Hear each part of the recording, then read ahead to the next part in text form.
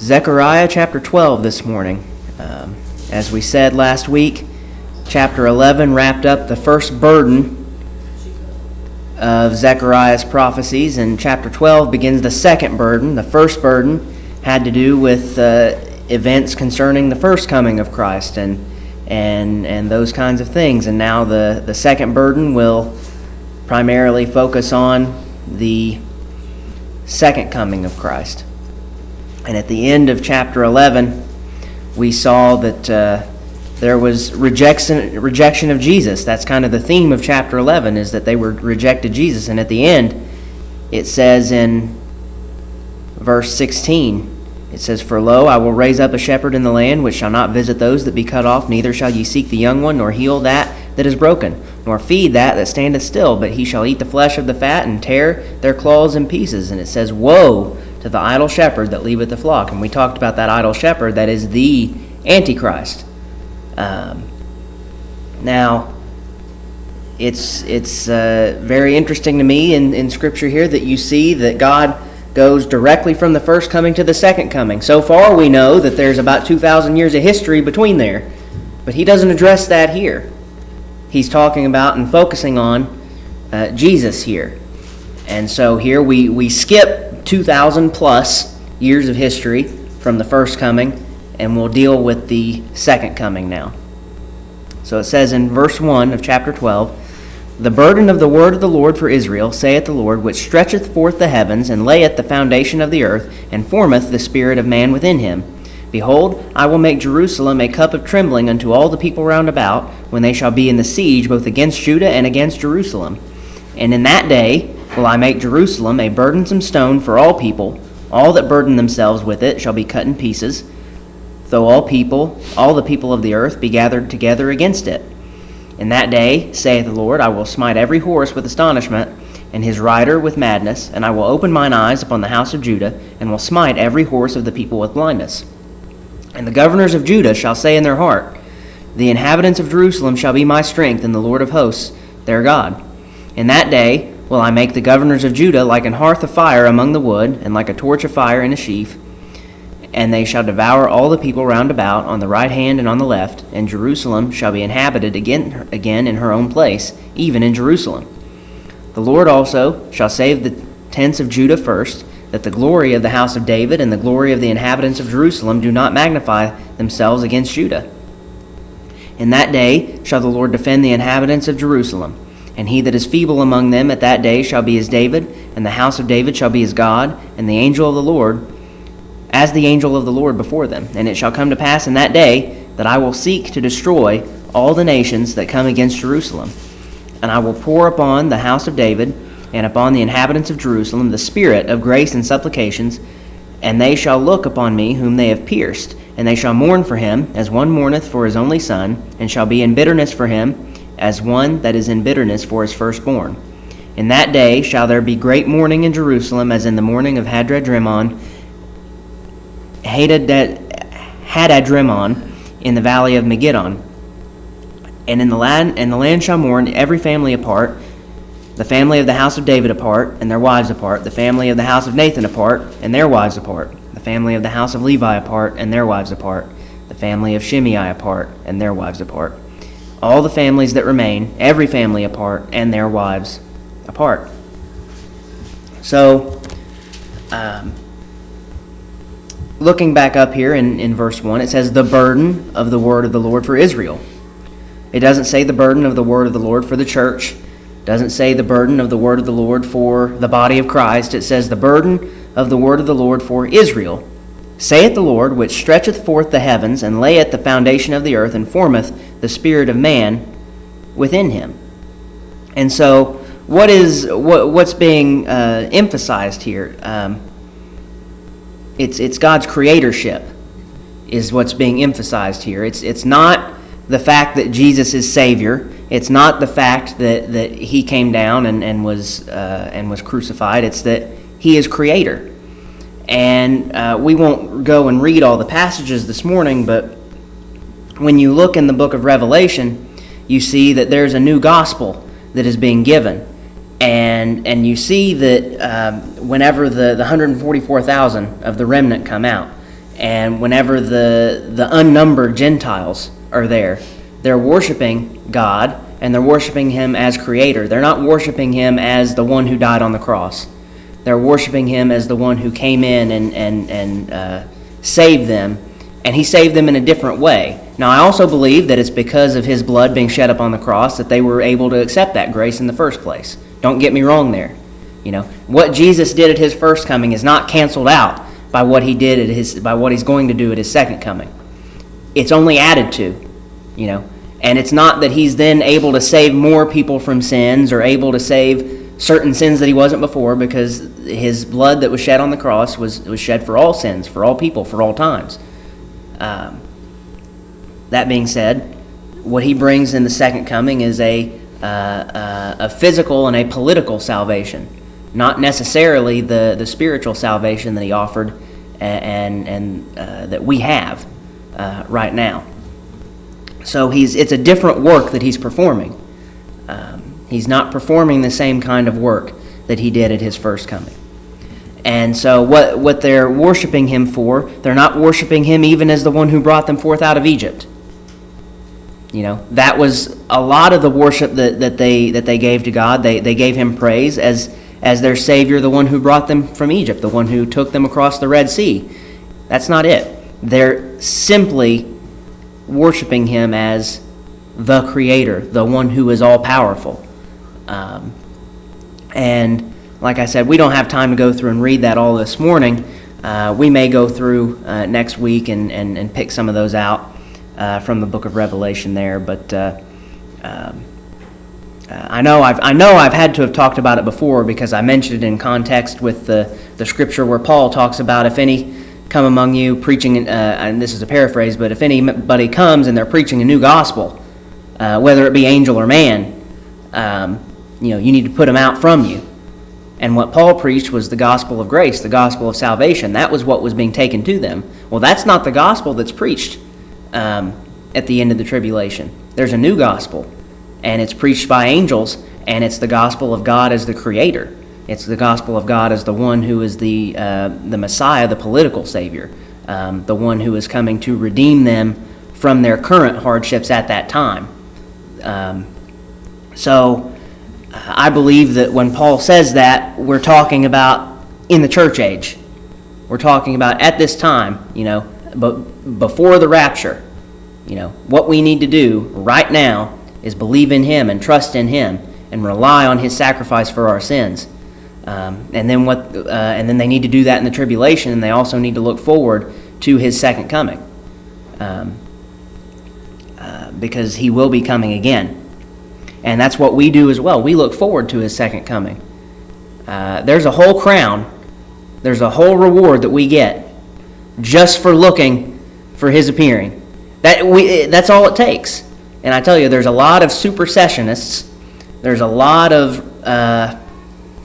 Roman Catholics. There's a lot of Baptists. There's a lot of Pentecostals, Apostolics, Presbyterians.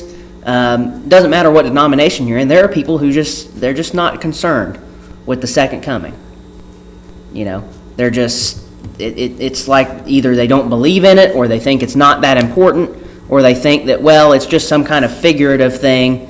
But no, he is coming again in a literal sense.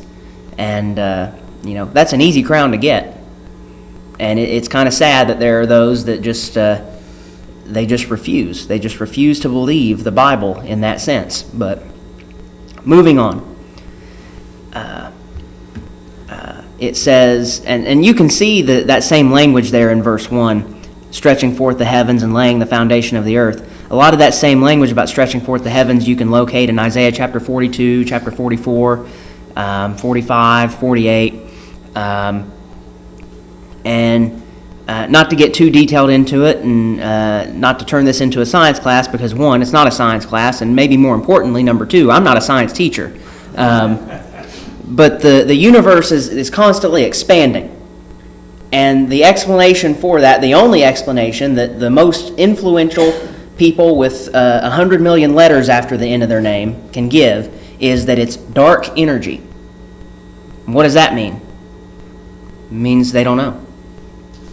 That's what it means. It's a fancy term for, well, something's causing it to expand, and we can't identify it, because the universe is not only expanding, but it's increasing in the rate of its expansion. It's an accelerating expansion. So it's getting faster as it gets further apart. What does that mean? Every star, every planet, probably on the only scale that actually matters at this point, every galaxy is continually moving further and further and further apart from one another. Now, there are galaxies that are in collision courses with one another, that are traveling toward one another. But as that acceleration of expansion increases, the galaxy's gravity is going to have less of an effect on one another, and they're going to drift further and further and further apart. And what they believe is that the atoms themselves, the forces that hold atoms together, is eventually, now I don't believe this is going to happen, but if you took it, and however many billions and billions of years they say it would take, if you took it that long, and you just assumed Jesus didn't come back, if you just assumed God didn't really have anything to do with it, everything would eventually come apart. It's called the heat death of the universe, because heat is essentially transference of energy. And if things become too far apart to transfer energy, if there's no more atomic forces that hold even the most smallest particles together that make up everything that we can see, there's no more transference of energy. Everything just kind of dies in cold, bleak nothingness. And that's what they think is the path of the current universe. And if God weren't here, or if God was just as people like the deists used to claim, that he's like the divine clockmaker, that he just wound up the universe and let it go, that's how it would end up. But that's not how it's going to end up. But it says, he stretcheth forth the heavens. And so I think that, God's the one expanding the universe. Why do I think he's expanding the universe? Well, you see in the millennium that, people's lifespan is going to extend. You see that into eternity, he's going to remove death. He's going to remove sin. If there's no more death and no more sin, and people are still being born, if there's still people on earth that are being born, eventually the earth's going to run out of room. Eventually the solar system's going to run out of room. Eventually this galaxy's going to run out of room. I think God's preparing for that. I think he's been preparing for it since the beginning, because he knows there's going to come a day where he brings all to him. And all those who don't accept him are going to go to hell, and those that remain are going to continue on into eternity. And I believe that I don't believe we'll be partakers in physical relationships anymore, but I believe there will be humans who don't have necessarily glorified bodies that will be partakers in that, and they'll continue to have children, and their children will continue to have children. And if they're eating from the tree of life, they're not going to die. So it's going to keep happening. Now, I've talked about that before a little bit, and you can see in the book of Revelation that the tree of life is there present in the millennium. But in comparison with other places in the minor prophets, you can kind of pick that out. And I might try to touch on that again next week. But getting away from that and moving forward into chapter 12, verse 2, it says, Behold, I will make Jerusalem a cup of trembling unto all the people round about, when they shall be in the siege, both against Judah and against Jerusalem. So, I've kind of primed you for something that we're probably going to try to dig into a little bit more next week, because we just have a limited amount of time. But here, he says, I will make Jerusalem a cup of trembling unto all the people round about, when they shall be in the siege, both against Judah and against Jerusalem. Does that say both against the church and against Jerusalem? Does it say both against Rome and against Greece? No, it says Judah and against Jerusalem. You see in verse 3, And in that day will I make Jerusalem a burdensome stone for all people. In verse 4, And I will open mine eyes upon the house of Judah. It says in verse 5, And the governors of Judah shall say in their heart, The inhabitants of Jerusalem shall be my strength. In verse 6, Governors of Judah, and Jerusalem shall be inhabited. Verse 7, Save the tents of Judah. Of the inhabitants of Jerusalem do not magnify themselves against Judah. In verse 8, in that day shall the Lord defend the inhabitants of Jerusalem. And we can keep going all the way down through this chapter. We see Judah and Jerusalem constantly mentioned again and again and again and again and again.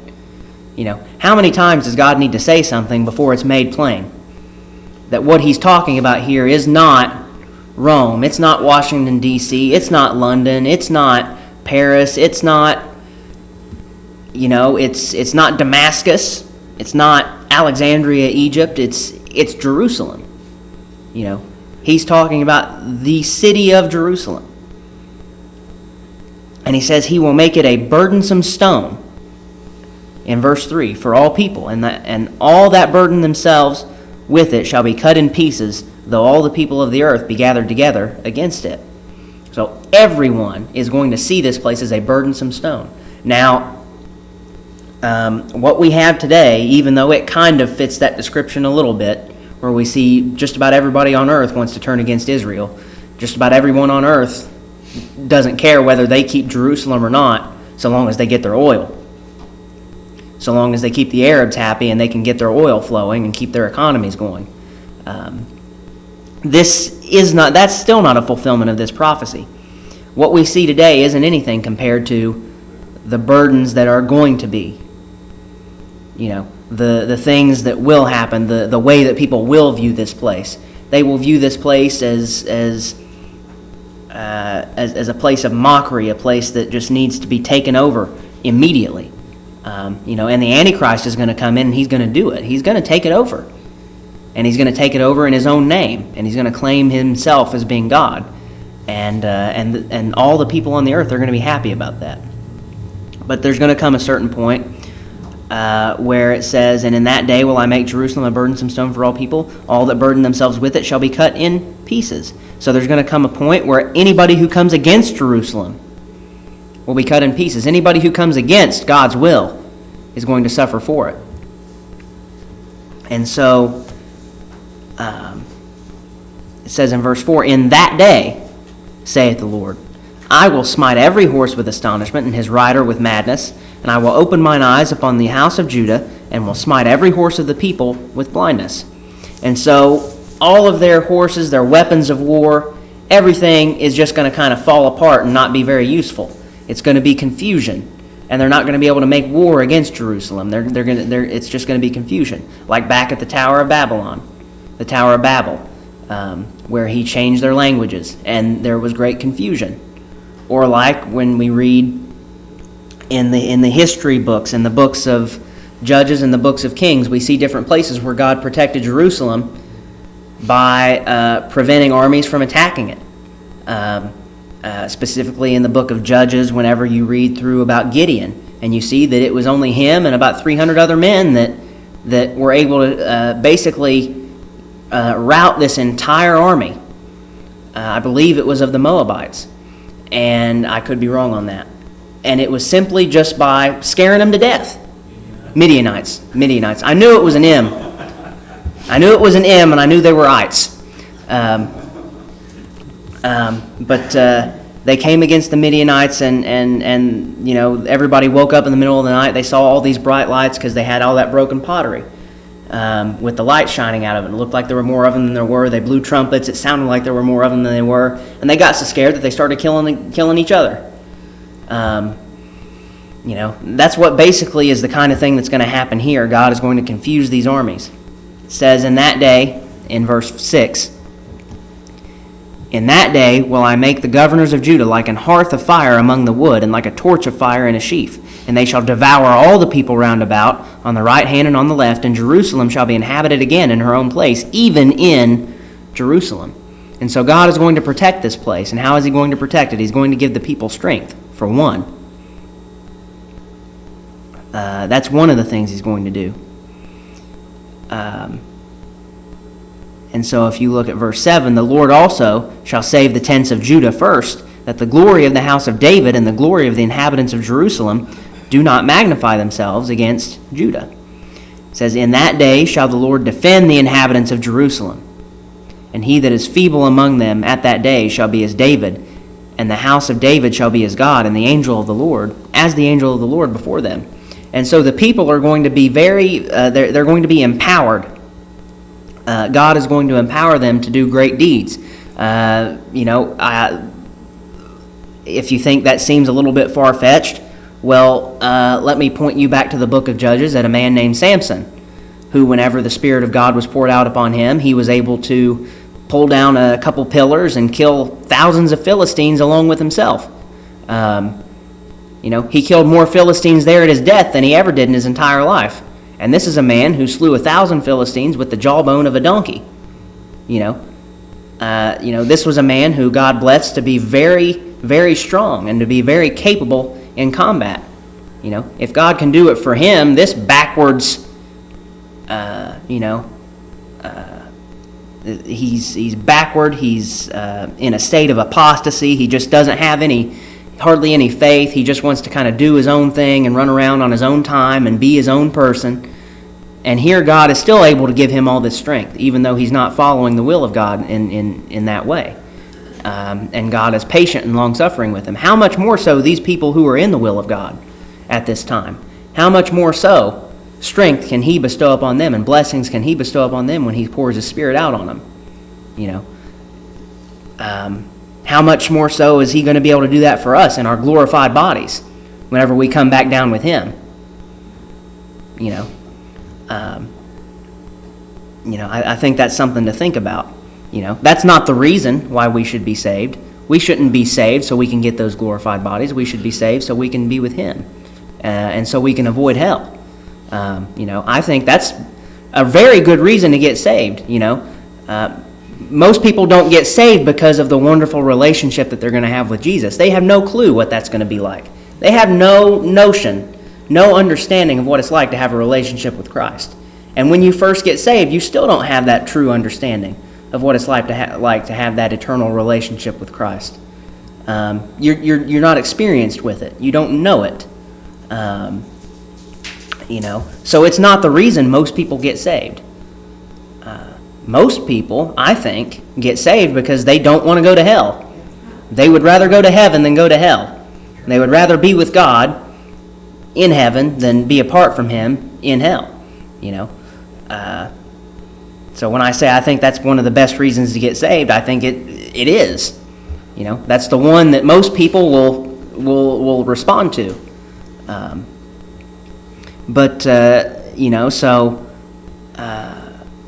not saying that we should only look forward to our glorified bodies. I'm saying that's one of many things we have to look forward to.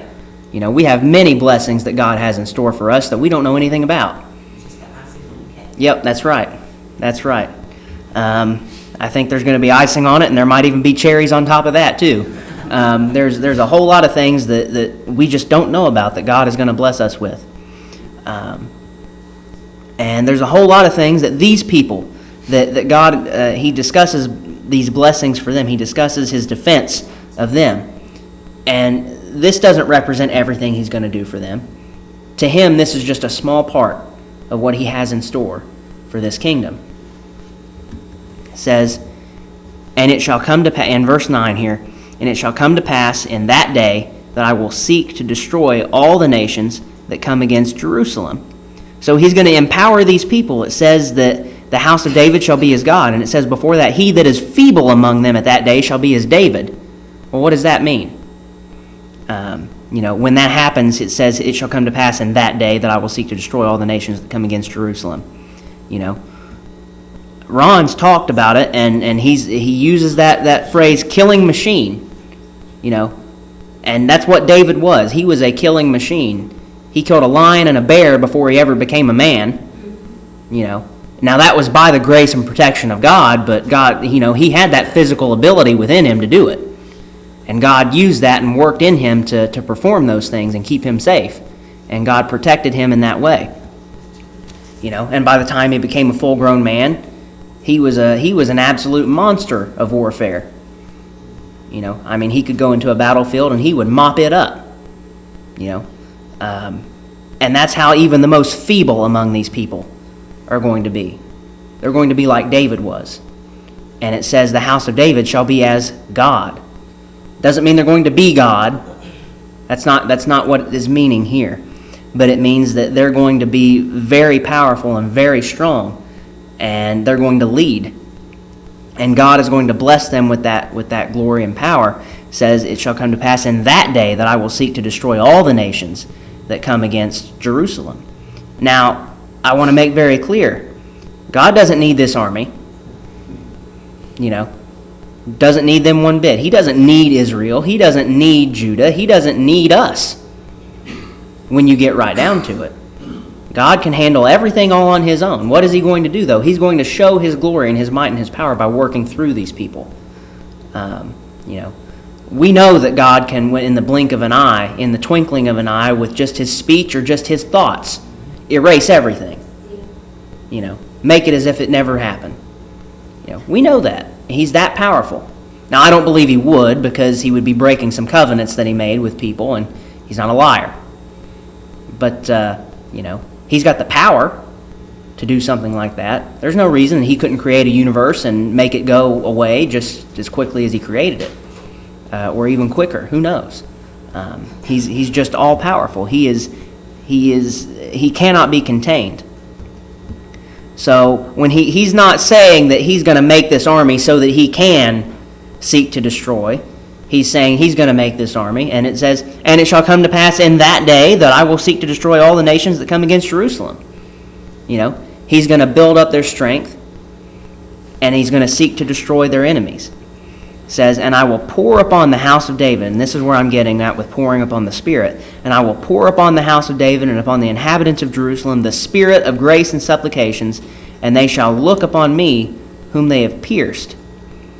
And they shall mourn for him as one mourneth for his only son, and shall be in bitterness for him as one that is in bitterness for his firstborn. Now, how does that make sense, that this Messiah is pierced? Look at this from a Jewish perspective. You've got this person that's coming in to save you, and he's bringing in this political salvation. He's restoring your country. He's building you up and making you strong. But it says, they shall look upon me whom they have pierced. Well, how in the world? How does that make sense? What happened to Jesus on the cross? Right. They'll realize. They'll see it. They'll see it. He had 3 nails driven in. He had one in each hand, and it would have been probably almost in the wrist area between the bones. Yeah. One in the feet. The 2 feet together, and he had another hole that was placed in his side with a spear, and then the blood and the water rushed out. He was the one who was pierced. And when you look at compare that verse with Revelation chapter 1, verse 7. Revelation 1:7. It says, behold, he cometh with clouds, and every eye shall see him, and they also which pierced him, and all kindreds of the earth shall wail because of him. Even so, amen. There's going to be a great mourning,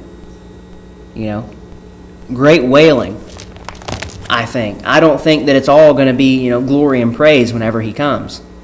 I think that there's going to be, great sadness and great regret from a lot of these people, because they'll realize what was done, and they'll realize how for 2,000 plus years there's been this just utter rejection in most of the world of Jesus. And I think the Jewish people will probably feel a certain responsibility, because you remember what they said whenever they wanted the Romans to crucify him, and whenever they said to Pilate and the Romans, and this is paraphrasing, they said, let his blood be upon our children, our descendants, and that's, they're going to feel that, I think. And I think those that are in hell are going to see that, just like when you read about the rich man and Lazarus, I think he knows what's going on. I think he knew. I think people in hell right now, they're not in the eternal dark pit of the lake of fire. Right now they're in a place of torment that will be put into that lake of fire. I think they're cognizant and aware of a lot of the things that happen here. I think that's part of their torment, is that they get to see the people repeat the same mistakes that they made.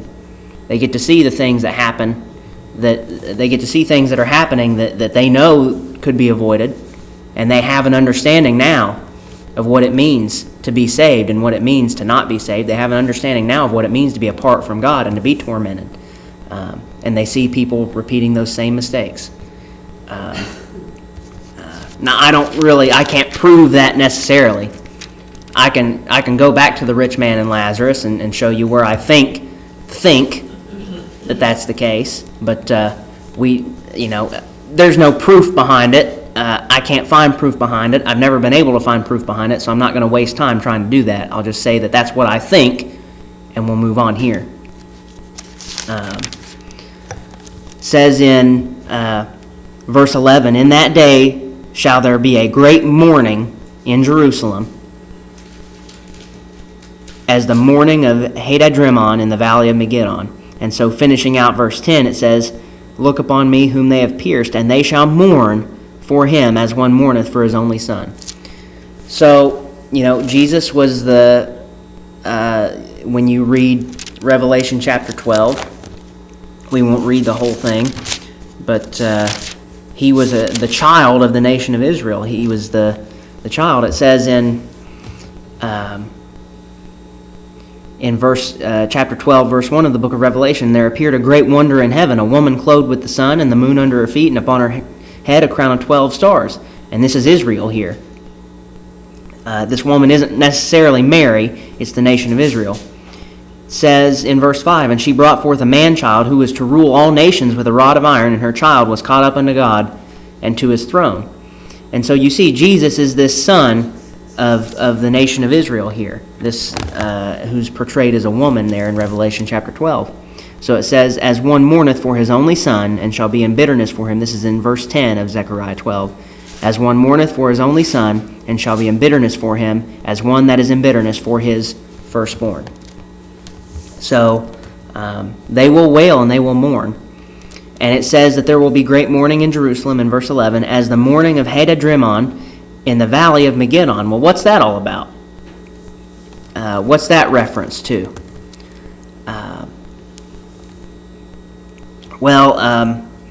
King Josiah, he was one of the good kings of Judah.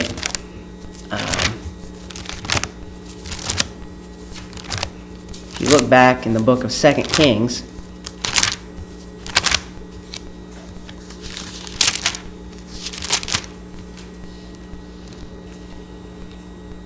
Second Kings 23:29, it says, "In his days Pharaoh Necho, king of Egypt, went up against the king of Assyria to the river Euphrates, and the king Josiah went against him, and he slew him at Megiddo when he had seen him. And his servants carried him in a chariot, dead from Megiddo, and brought him to Jerusalem, and buried him in his own sepulchre. And the people of the land took Jehoahaz, the son of Josiah, and anointed him and made him king in his father's stead." And so this is that mourning that it's talking about, when this good king Josiah went up to this battle against the Pharaoh who had come up for battle against Assyria. When the Pharaoh saw him, he slew him. Josiah was a good king who got rid of a lot of the idols. He got rid and tore down groves. He tried to stomp out idolatry when he could. He didn't completely succeed, we know. And he didn't do a great, a wonderful job of raising his son. All you have to do is look down just a couple verses longer, and you can see he did that which was evil in the sight of the Lord. So he wasn't a perfect man. No man is perfect other than Jesus. No woman is perfect. No man is perfect. The only person who is perfect is Jesus. But here they are mourning for him.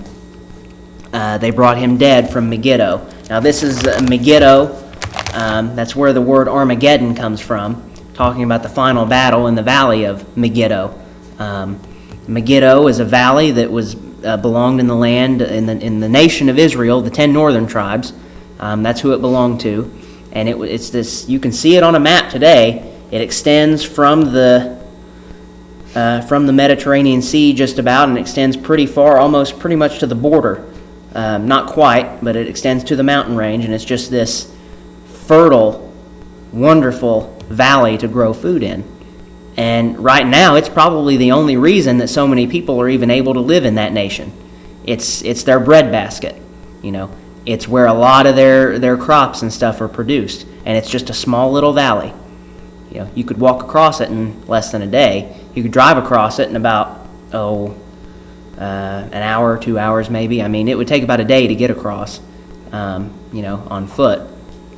It's not a huge space, but it provides for so many people, and it's going to be bathed in blood in that final battle there. But we'll get to that as we get further through the book of Zechariah here. We're still only in chapter 12. We've got 2 chapters left to go, and there's going to be a lot in there. Anyway, moving on in verse 12, it says, "And the land shall mourn, every family apart, and the family of the house of David apart, and their wives apart, the family of the house of Nathan apart, and their wives apart, the family of the house of Levi apart, and their wives apart, the family of Shimei apart, and their wives apart, all the families that remain, every family apart, and their wives apart." So everyone is going to mourn. And it's saying that, royalty,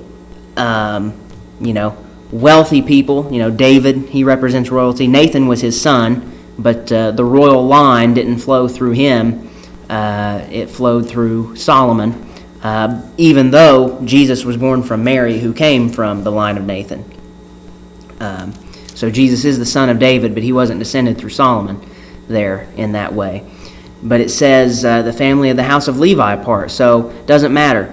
And it says Shimei. So you got royalty, you've got the highest class people you could possibly think of. You've got Nathan, represents wealthy, I think wealthy families. You've got Levi, who represents, really religious type families, and then you've got Shimei, who was the son of Gershon, who was a son of Levi. He's just a regular person, and I think that just represents ordinary families, you see. So that encompasses, royalty, just high class, people who think or who have an understanding that they might be better than other people, maybe. They're just kind of in their own space. You've got Nathan, wealthy people, Levi, religious people, Shimei, just ordinary people. Everyone is going to mourn here, Everyone at this time from Judah and from Israel is going to be in mourning. Because they will understand that the one who's defending them, they will understand where it says in verse 7, "The Lord also shall save the tents of Judah first." Where it says in verse 4, "In that day saith the Lord, I will smite every horse with astonishment." The one who's defending them, the one who's giving them this power, the one who's giving them and bestowing this grace upon them was the one that their nation had killed, was the one that their nation had crucified. And they're going to recognize that. They're going to recognize this rejection that occurred in chapter 11. And they're going to see that, and they're going to mourn for it here, and we see that in chapter 12. And again, this is a space, this is a thing that takes place 2,000 plus years after the events of chapter 11. And God here is talking about it, and he's speaking to Zechariah about it, and Zechariah is writing about it as if it's just, one thing to the next. Because that's how God sees things. He doesn't see things, in time like we do. He's outside of all that. And he can talk about something, in any tense and any time that he wants to talk about it. But there is going to be this great mourning, and it's going to be glorious. It's going to be magnificent and wonderful when Jesus comes back. But for a lot of people, and I think even for us too, whenever we see this mourning, whenever we're witness to these things, it's not going to be it's not going to be as joyous and happy as the rest of the events. And just like when we read about this warfare that's going to take place, where these people are going to be empowered and they're going to be able to be, real killing machines. That's not going to be something that's, sunshine and rainbows and lollipops. It's going to be glorious, and we're going to see God's glory show forth. And I don't think that we're going to be upset by what we see. I don't think we're going to be, get a sick feeling in our stomach,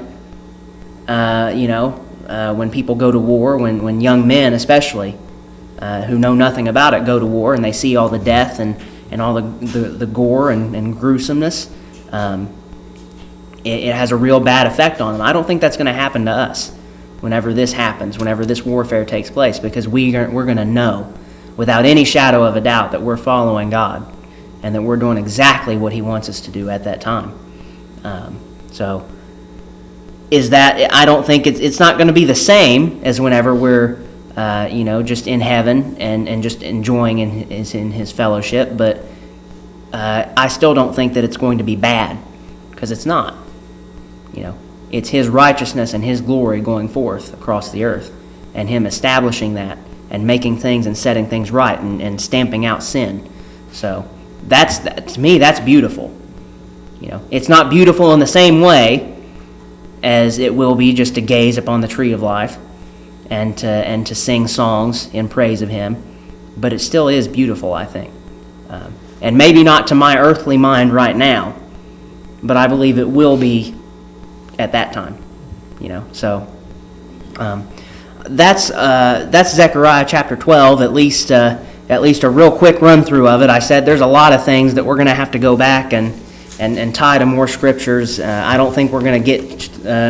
I don't even know if we'll get to chapter 13 next week, because it's just wanted to kind of prime you for some of the things that we need to talk about and get those in, because I don't like to stand up here and say, well, it says this in the Bible, and so just take my word for it and we're going to move on. We're not just moving on. We're going to go back and we're going to look at some of those things in more detail, but kind of wanted to get them stirring in your mind. As you see, we've got 5 minutes left now, so if anybody's got any really quick questions or comments, we'll take them.